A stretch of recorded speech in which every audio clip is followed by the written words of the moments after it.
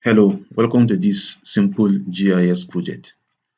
In this project, we are going to reproduce this map that represent Nigerian states by GDP. So this very map that was created in 2010 on Wikipedia, we are going to reproduce it using our own data set. So assuming we have a current data set for 2021 or 2022, and then we need to regenerate similar map as seen here on Wikipedia. So that is going to be the objective of this video. So let's see how we can do that. So for this kind of map, we need two kind of data set. First of all, we need the polygons that will represent the states, and also I can see some interior lines or polygons within the states. So probably these interior ones are the local governments or the wards or whatever. They could even be roads or something else. So apart from the shapefile that represent the polygons, we also need the data set. So for the data set, we are going to make use of this table here. And then for the shapefile that represent the polygons for the state, I'm going to download a copy from gadmin.org. So if you head over to this website, you should be able to download a shapefile for Nigerian state boundaries. There are also other file types such as GeoPackage and then the R programming files for SP and SF. We also have the KMZ for Google Earth. So make sure you download the shapefile, which is easier to manipulate and edit using the QGIS software. So the first thing, you need to prepare the dataset. So here I have copied this into a CSV file, and I've done some cleanups like removing of this redundant data. On this column, you can see that the state is repeated severally. So it is redundant, we need to remove it. And then the dollar sign here also is repeated throughout. So I clean it up. So the data cleaning can be done manually, or you can use a programming language like R or Python to handle this data cleaning.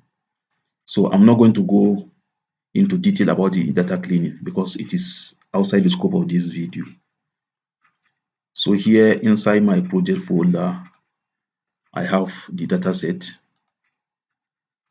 in CSV file format as seen here. And then I've also downloaded the shapefile from gadmin.org. So these are the data sets that I'm going to use to reproduce the map. So for the data set, I have the three columns here with some cleaning applied to the data set.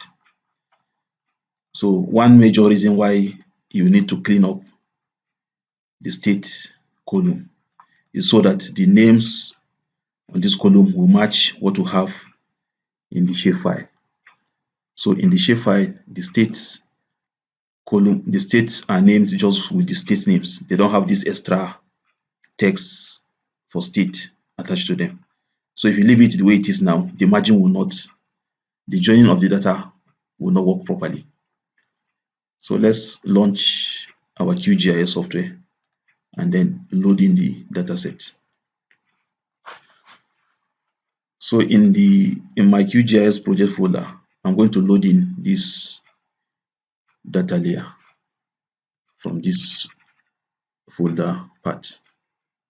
So to load the shapefile, I will simply go to the layer and then add layer menu and then add a vector layer, or I can simply click on it here on the icon toolbar. Then make sure you are selecting file for the source type. Then click on browse and then navigate to wherever you have the shapefile. So my shapefile is in this folder, and then I need to select the state shapefile. if you are struggling to find the file under all file, make sure you select S3 shapefile, and then you'll be left with just the two shapefile. So this is for the state boundary, and then the second one is for the local government boundary. Select, click on add, select the second one, open, then click on add, and click on close. So here I have the two shapefile. The first is the state, then the second is the local government boundaries. Then the other data set I need to add is the CSV file. So I click on add layer, add vector layer, and then I navigate to where I have the file. If you cannot see it, make sure you select all, or you select the appropriate file type. So here I can see the state CSV file. So I'm adding it through the add vector layer, similar to the way I added the polygons. So, but here I'm not going to, this is not a GIS, a geo file, it is just a table. If you open it, you see that it doesn't have coordinates, it doesn't have a geographical information attached to it. It's just a table, as you can see from the original file here. So when you add this kind of file as a vector layer, it will just add it as a table in QGIS environment. So now the state shapefile, which has, if you look up the attribute, it has the state name. So this state name I expected to match the names in the CSV file. If there are discrepancies, because of the discrepancies, the joining will not work properly. So let's do that and see. If we have any trouble, then we can edit the data subsequently. So I right click on the state layer and then open up the property dialog box. So from the property dialog box, you go to the join tab. I'm already there. Join tab. Then I click on add new join. So the join layer is going to be the table, which is Nigerian state by GDP. So this table. Then the join field is going to be the state column. Then the target field, of course, is the state column. Then I need to leave this as default. Then I need to join the fields. I will select all of them, so that, including the target field, so that I should be able to cross-check manually.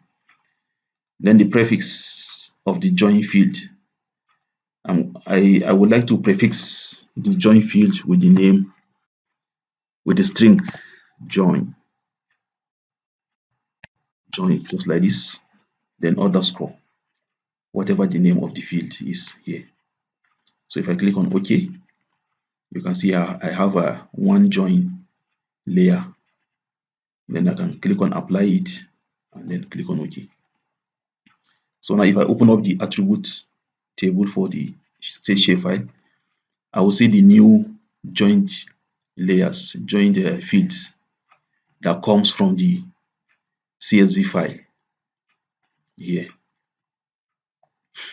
So these are the joined fields, and then immediately I can use them to map my information. But let me cross check to be sure that every information is imported. So on one of the join fields, I will sort it from top to bottom, and then you will see that we have some blank rows here. This is probably because the names, either because the state names are missing, or because the state names are not spelled the same, in the same way. So this is the state name in the polygon shapefile, and then this is the state name in the CSV file we joined. So as you can see from here, we have Nasarawa State and then Abuja with null information. So let's check our source file to be sure that the states are spelled correctly. So investigating the file, you notice that the Nasarawa state spelling from the source file or from the Wikipedia page here was different from what we have from the shapefile we downloaded or that we are using. So here they have extra S in the spelling of the name, while on the shapefile the spelling of the name has just single S.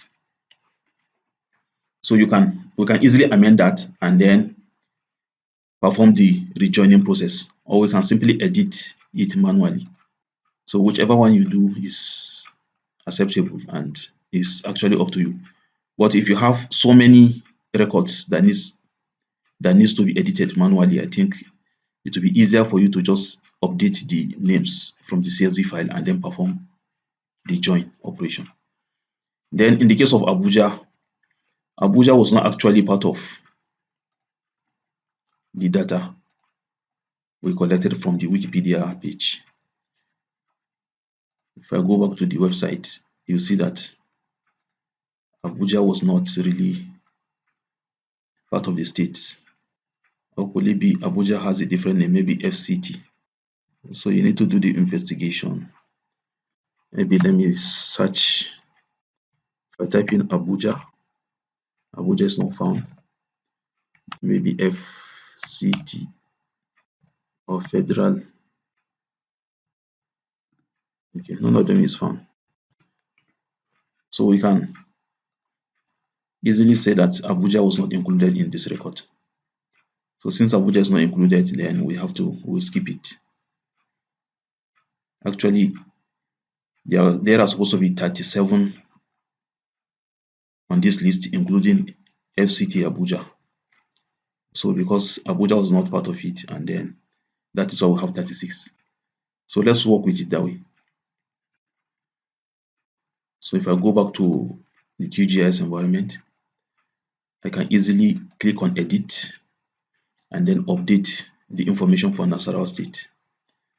So I will go back to the source data, and then here I have Nasarawa state. So the ranking is 31, and then the GDP value is 3022.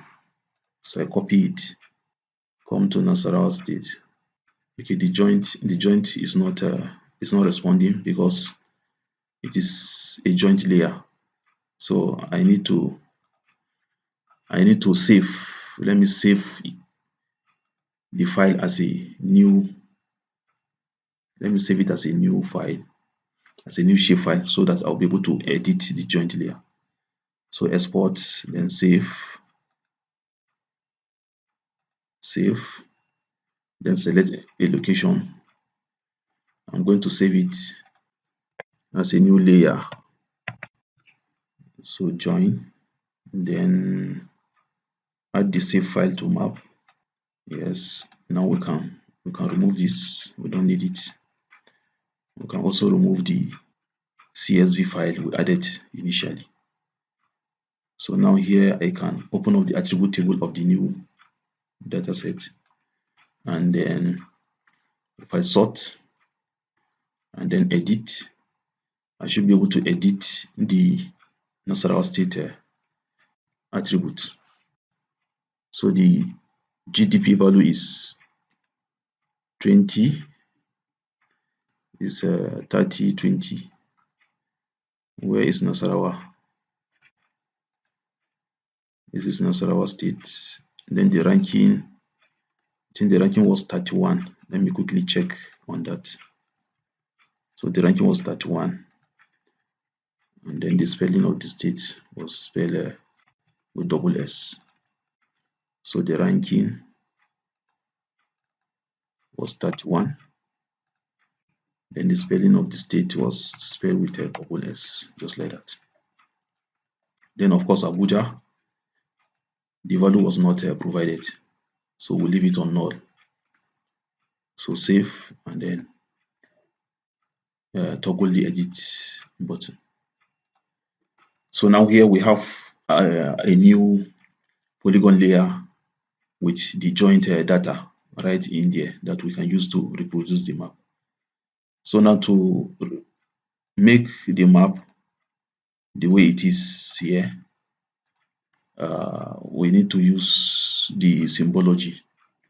And actually, the technical name for this type of map is what is known as a choropleth map. Let me choropleth choropleth map. This is the spelling of choropleth map, and it's a type of map that uses figures that regions are colored based on certain value. So you can look up more about a choropleth map. So it's a thematic map in which a set of predefined area is colored or patterned in proportion to a statistical variable. So these different regions are colored based on certain statistical variable. So in this case, it's the GDP by state.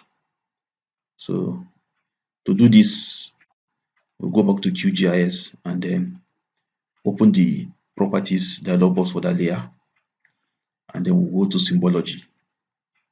So under symbology, instead of single symbol, we select a graduated symbol. So graduated color, then we have to color by value.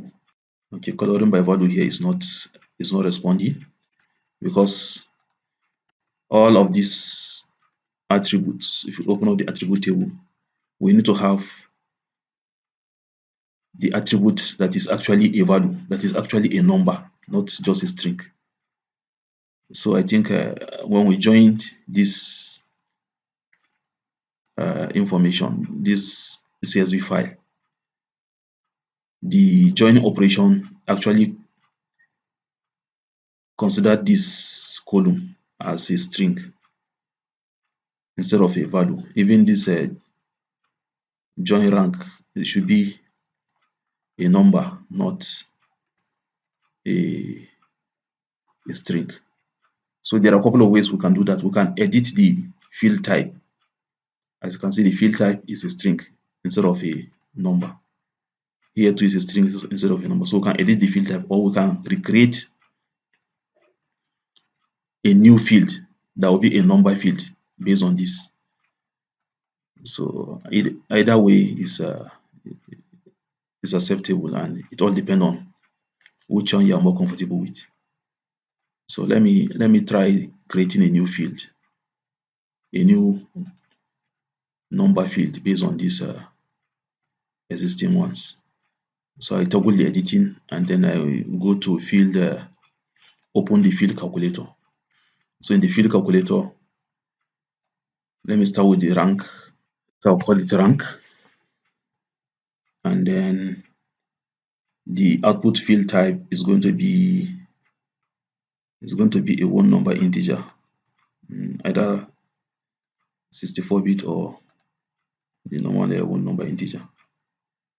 Then the value is going to be from the existing join rank field.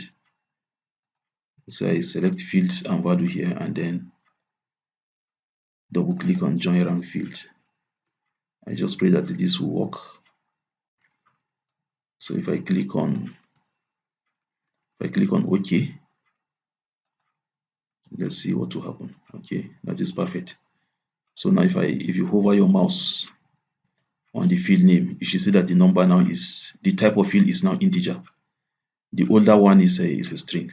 So let's do the same thing for GDP. So go back to open field calculator. Then I'll create a new field called GDP. Then it's going to be a whole number integer, and then the value is going to come from the existing field joint GDP.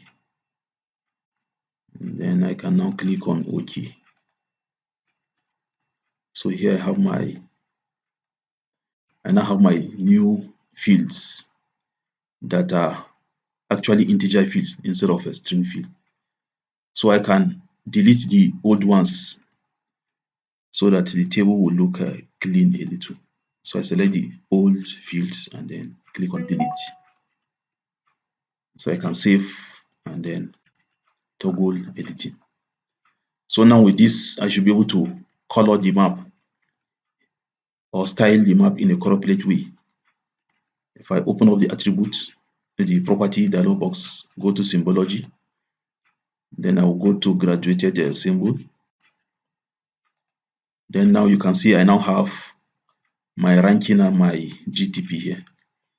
So let's start with, let me use GDP value to color to make the map. So I can select it and then you can select the mode. There are a couple of ones here. Equal, we have the equal count, equal interval, logarithmic scale, natural break, and so on. So usually I use the first one, and then the classes, you can define the number of classes you want. So here I have, let's leave it on 5 and then classify to see.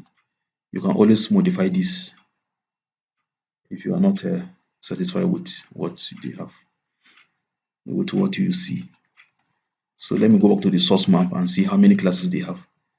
Here we have 1, 2, 3, 4, 5. Yeah, they have 5 classes.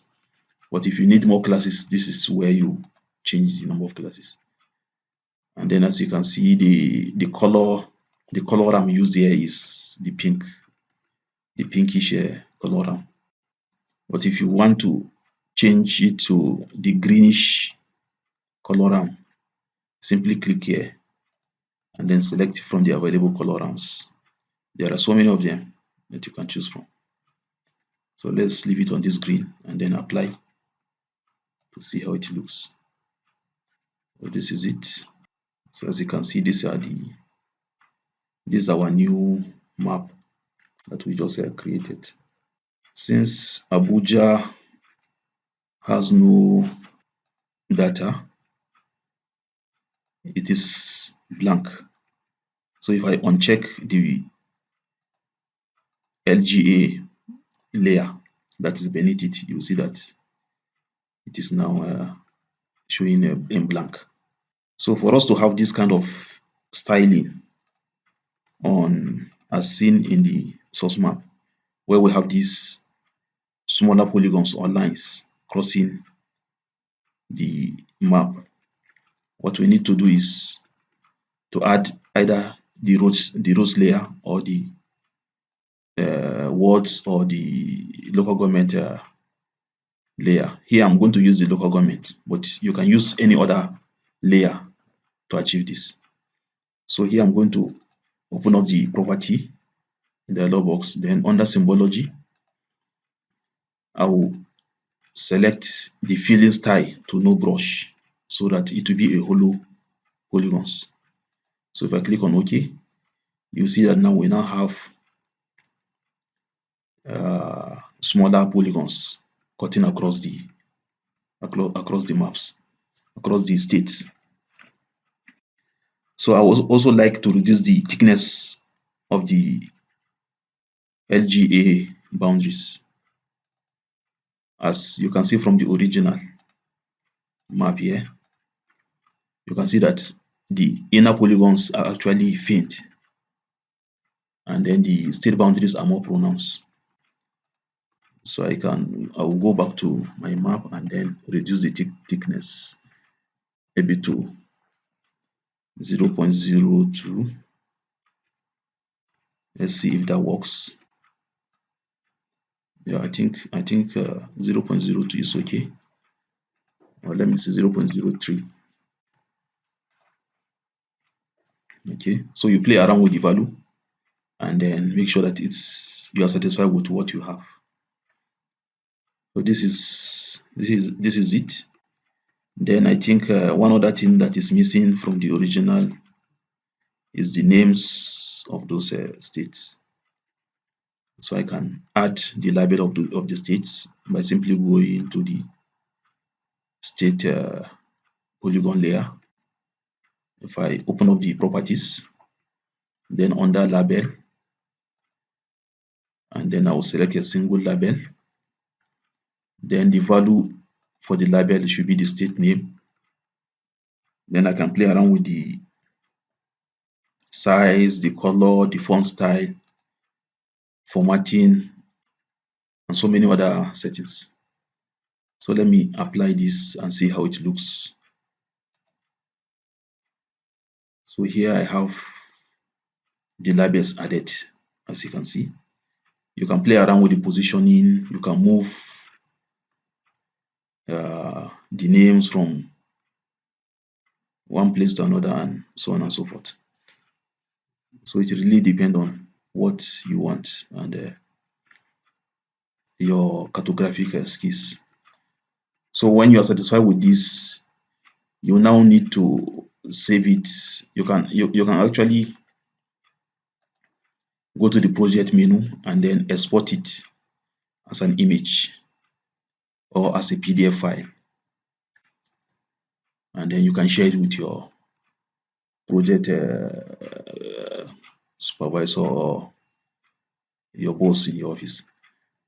But to be more professional, I'm going to create a new layout.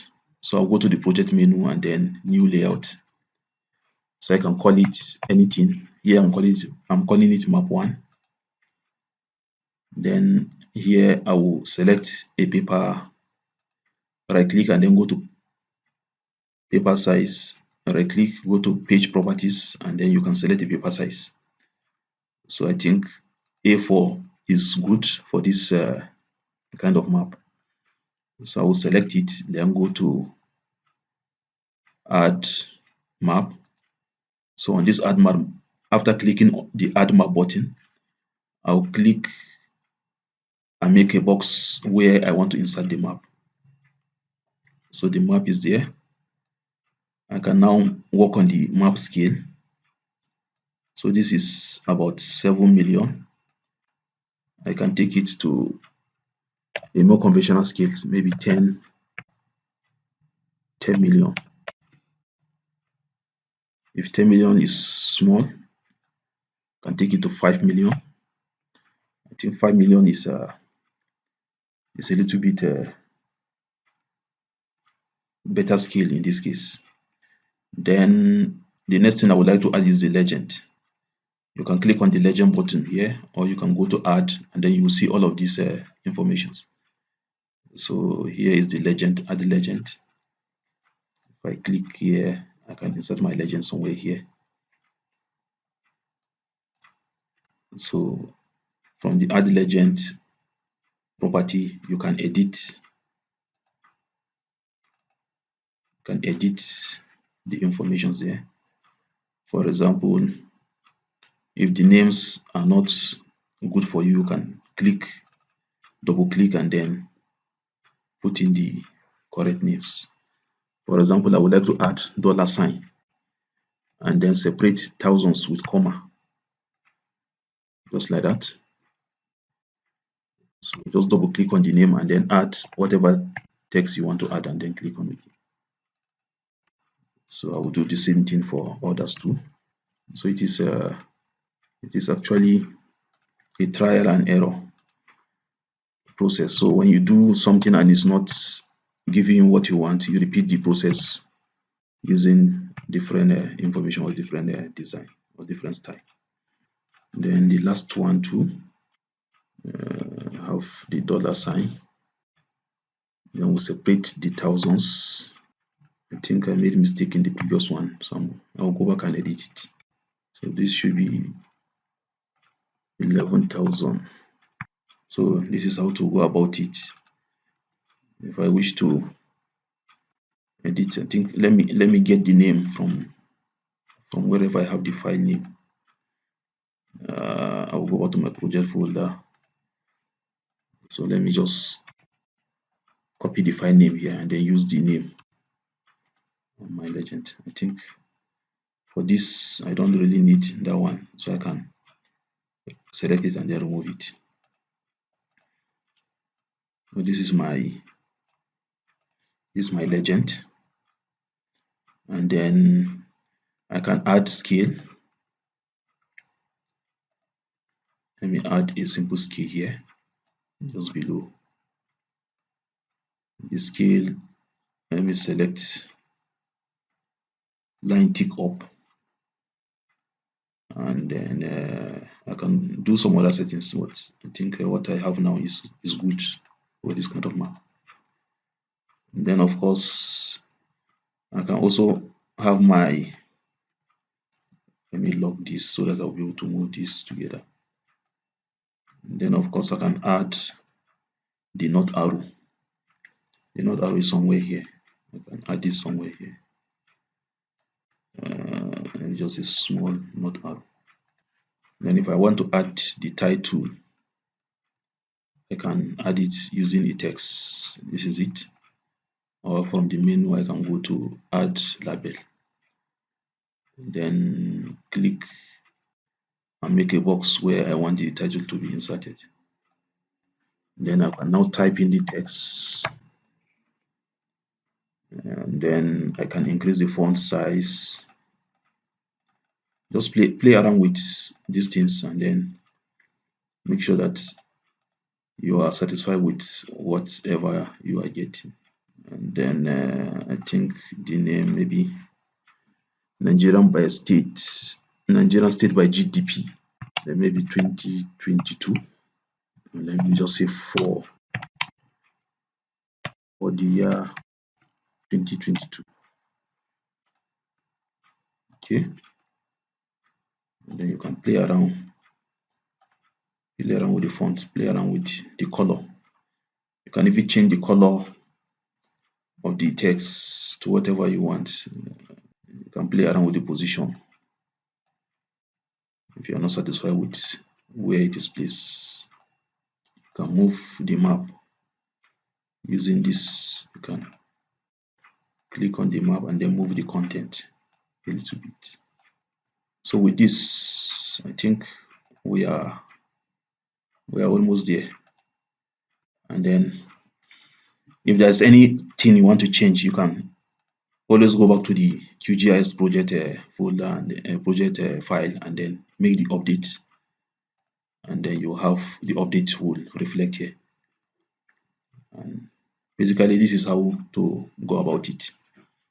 So if there's any question, you can feel free to let me know and then I will be able to guide you. So the final thing is to export as an image. So you click export and then choose your location where you want to save it, or you can export it as a PDF or as an SVG file, whatever format you want to export it to. So with this, I have come to the end of this simple GIS project, and then I hope you enjoyed it, and you will join me in the next video. Have a nice day.